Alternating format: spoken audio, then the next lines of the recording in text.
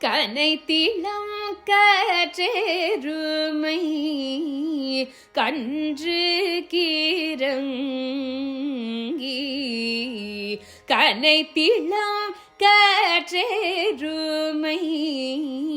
கன்று கீரங்கி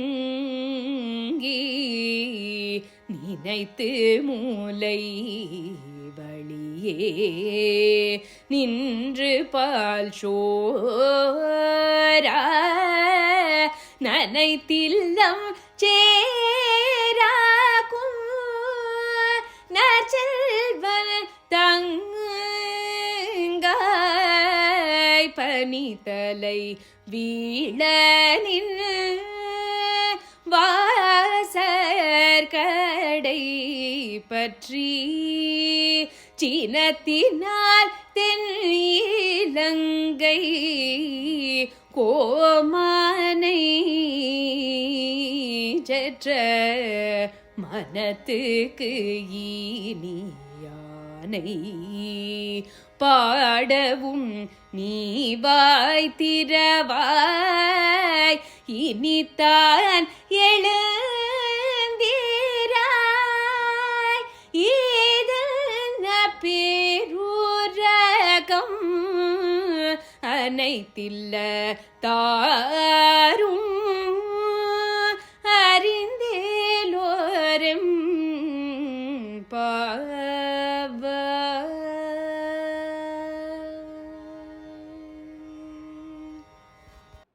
திருப்பாவையினுடைய 12வது பாசுரம்.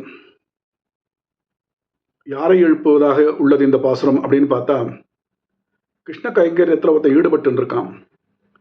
கிருஷ்ண கைங்கரியத்தில் ஈடுபட்டவன் தன்னுடைய ஸ்வதர்மத்தை மறந்து விடுகிறான்.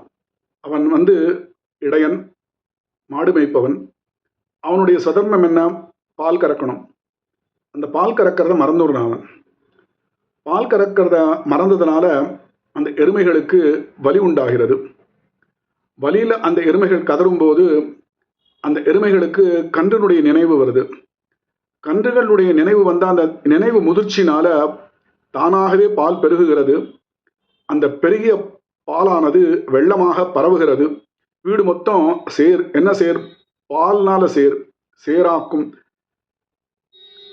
கனைத்திலம் கற்றெருமை கன்றுக்கிறங்கி நினைத்து முளவழியே நின்று பால் சோர நனைத்தில்லம் சேரார்க்கும் நற்செல்வன் தங்காய். அப்படிப்பட்ட ஒருத்தனுடைய தங்கையை எழுப்புகிறதாக இந்த பாசுரம் அமைந்துள்ளது. கிருஷ்ண கைங்கரியத்தில் ஈடுபட்டவன் தன்னுடைய ஸ்வதர்மத்தை மறக்கிறான். எப்பேற்பட்ட ஒரு கைங்கரியம் அப்படின்னா, அவனுடைய தர்மத்தையும் மறந்து கண்ணனோடு திரியும் ஒருவனுடைய தங்கையை எழுப்புகிறார்கள். கைங்கரியம் அப்படின்றது ரொம்ப முக்கியமான விஷயம் இந்த ஸ்ரீவைஷ்ணவ சம்பிரதாயத்தில்.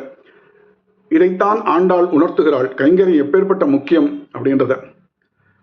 ஏன்னா அப்பேற்பட்ட கைங்கரியத்தை பண்ணக்கூடிய அவனுடைய நற்செல்வன் தங்காய். நற்செல்வன் அவன். விபீஷ்ணன் ஆழ்வான் போல இவனும் ஒரு நற்செல்வன் தான். விபீஷ்ணன் ஆழ்வான் ஸ்ரீ ராமபிரானுக்கு அடிமை செய்த போது அவனுடைய மகள் திரிஜடை பிராட்டிக்கு கைங்கரியம் பண்றான்.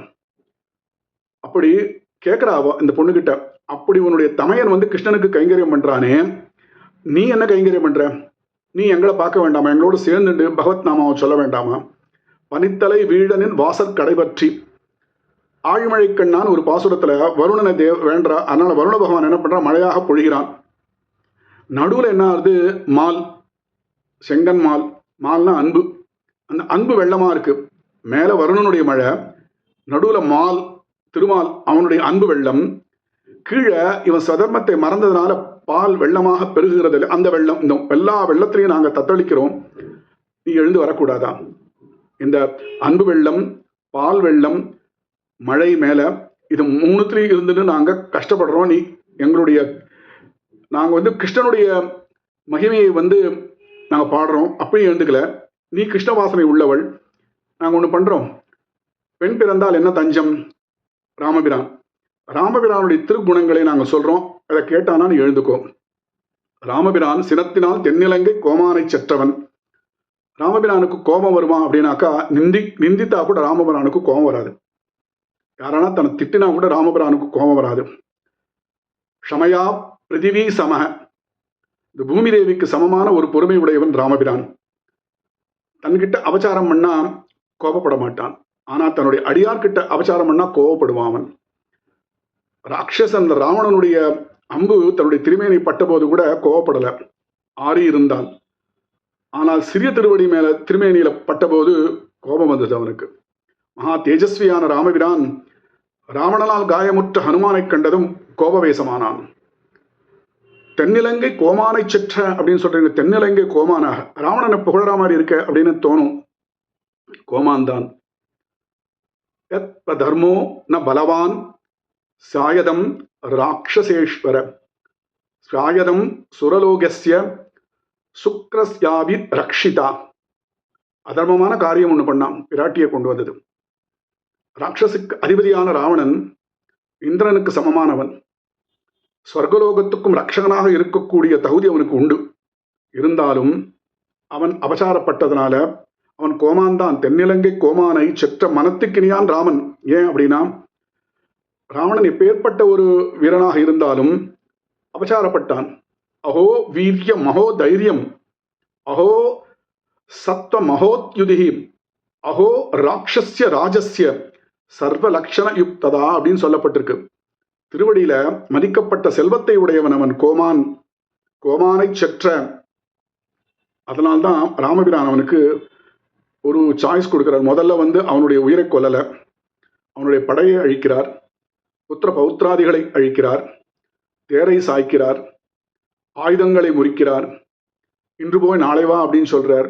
இதெல்லாம் கேட்டுண்டு அவன் மாறுவான், தரிப்பான் அப்படின்ற அந்த அரக்கன் அப்படின்னு அது இல்லை. ராவணன் என்ன சொல்றான், என்னை ரெண்டா பிளந்தாலும் என்னுடைய தலையானது ராமன் பாதத்தில் விழாது அப்படின்றான். தத்விதா பஜ்யே யமப்ரயேம் நமேயம் து கஸ்யசித் அப்படிங்கிறான். இரு பிளவாக பிளக்கப்பட்டாலும் நான் ராமன் காலில் விழமாட்டேன். அதனால சினத்தினால் கோமானை செற்ற கொன்ற மனத்துக்கினியான் ராமன். அவனுடைய ராமபிரானுடைய மகிமையை சொல்றோம், அதை கேளு. மனத்துக்கினியானை பாடவும் வாய்திரவாய் இனித்தான் எழுந்திராய் ஈதன்ன பேருறக்கம் அனைத்தில்லாதாரும் அறிந்து